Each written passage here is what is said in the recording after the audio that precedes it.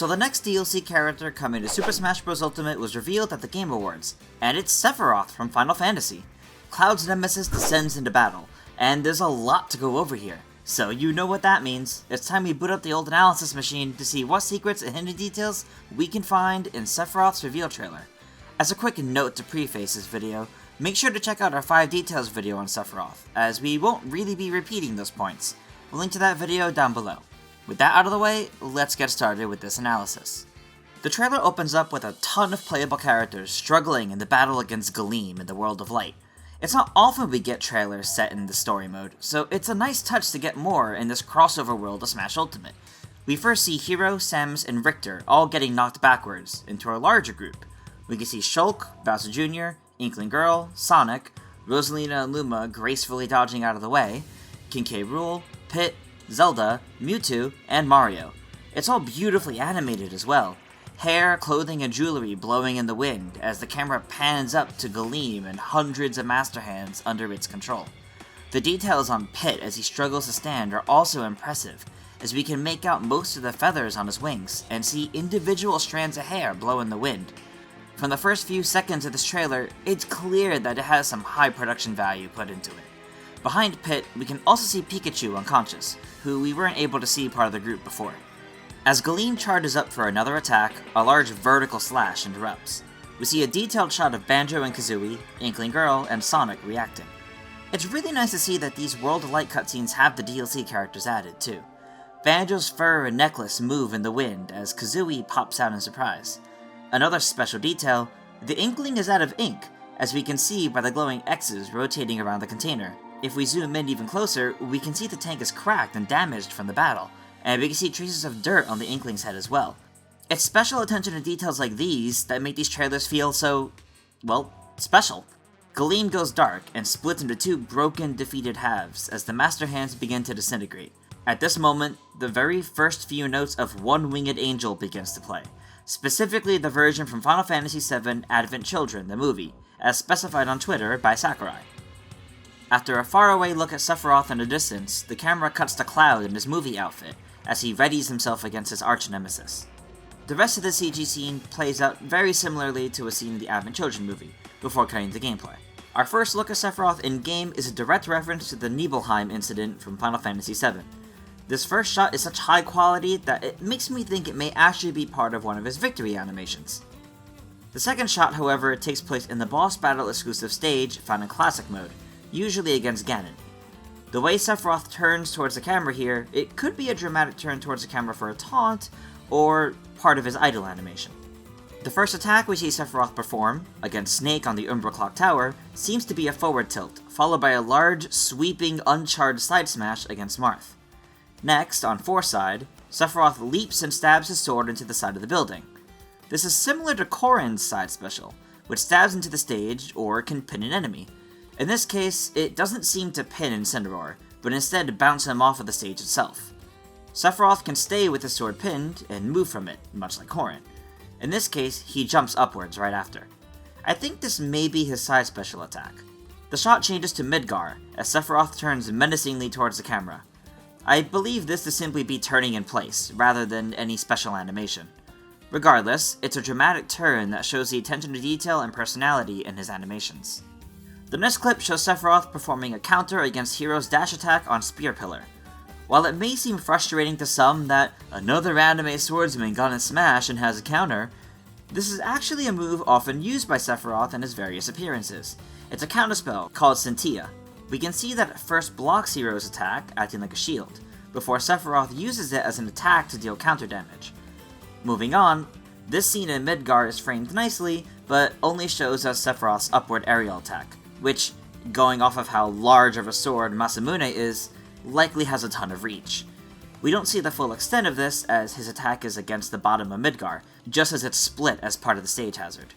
It's framed nicely to make it seem like this is Sephiroth's doing, though. The scene changes to Dracula's castle, where Sephiroth performs what's likely a taunt. There isn't too much to say about this shot, so let's move on. On an Omega or Battlefield variant to Summit, Sephiroth charges before snapping his fingers to attack a spot in front of him with magic, inflicting dark magic on Dark Pit.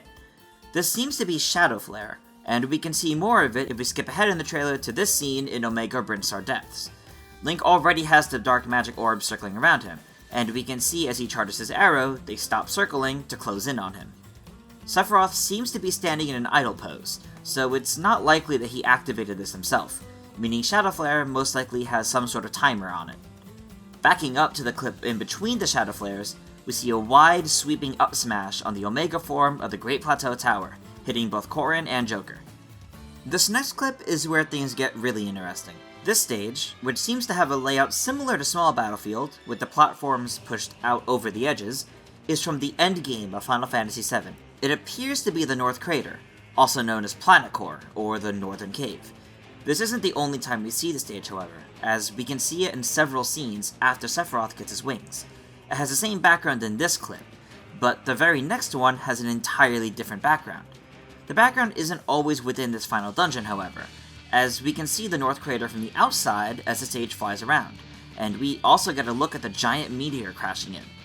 All the while, the look of the stage itself seems to stay about the same, so for the most part, this traveling stage only seems to change the background. It seems to go through the various stages of the final dungeon and bosses in Final Fantasy VII. In fact, this next clip after our first look at the stage might be related to this whole stage transition.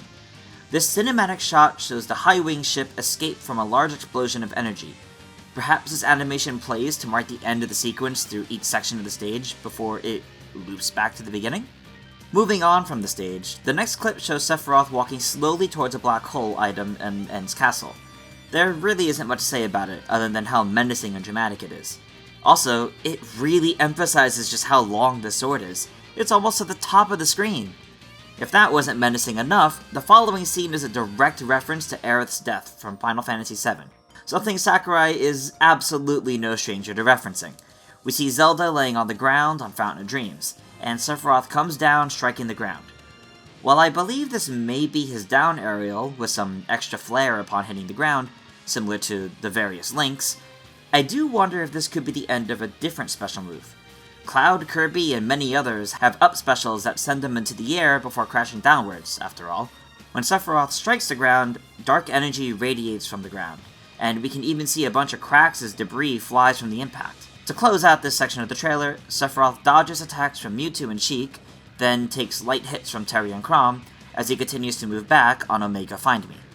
The trailer switches back to CG to reveal Sephiroth's wing, focusing on the stray feathers flying about. Clearly, this wing appearing changes up his gameplay.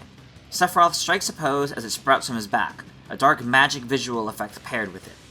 The following clip just appears to be him falling through the air, though the stage background is hard to place, and I'm not really sure what it could be, either the new stage or any existing one.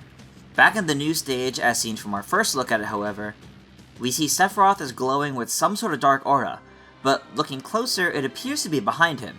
It isn't his wing, and it's behind his head, so it may actually be his sword that's radiating this dark aura. The first proper attack we see Sephiroth perform once he has his wing is in this fight against Captain Falcon. Based on the shine in the first couple of frames here, I feel this may be a smash attack, though that conflicts with one of the first moves we see him use in the whole trailer. If it is a side smash, that is. It could be a down smash. More on that later, though. For this move, we see Sephiroth strike downwards at the ground, and based on the visual effects, there seems to be a tipper effect, similar to Marth. As he pulls the sword away, we see his wing glow a purple color, though it's hard to say what this means exactly. The next attack against Ike has a lot going on even from the first frame we get to see it. Sephiroth starts charging up, readying himself. An arrow appears, pointing above him. We see it get angled 90 degrees to the right, pointing at Ike. Seemingly, this move could be angled, though it may default to straight up, similar to Piranha Plant's down special. A dark energy lights up at the hilt of the sword. After charging up, Sephiroth unleashes Octo Slash, moving forward with each slash in a rush attack that launches Ike away. We can even see each slash come out, for a total of 8. No shock for a move called Octo Slash. The attack ends with a small slide forward, possibly for extra damage without using the sword. Moving on, Sephiroth turns to face the large meteor over the North Crater, which I'm pretty sure is part of his idle animation, but simply turned in the opposite direction from the beginning of the trailer. The next attack we see starts with a dark upward charge, before Sephiroth absorbs it into his hand and unleashes it in front of him, in an explosion similar to Hero's Kaboom spell, blowing up both Mega Man and Shulk. We're not entirely sure which exact spell is used here, as it could be one of the fire variants, or even a stronger version of Shadow Flare. Whichever spell is used, it's a powerful explosion for sure. The explosion is used to transition back to the CG trailer, with Sephiroth turning away from the explosion. Greninja dives in through the smoke, and Bayonetta strikes down after reverting back from bats within, but both are knocked away with a single slash by Sephiroth. He then charges at Mario, leading into the iconic comparisons to the Advent Children movie we already made in a previous video, so let's skip ahead a bit here. The final scene of the trailer shows Sephiroth in his final boss form from Final Fantasy VII, and given the rainbowy glow in the CG trailer just before this look at gameplay, it's absolutely his final smash. Most likely, the move will be Supernova, though I doubt we'll have to sit through 3 minutes of planets getting destroyed. That's all for the frame by frame, but we're not quite done yet. I want to revisit Sephiroth's wing for just a moment. Just how is this going to function? It clearly seems to enhance his abilities and strengthen some moves. Remember how it seems to change what may be his side smash attack?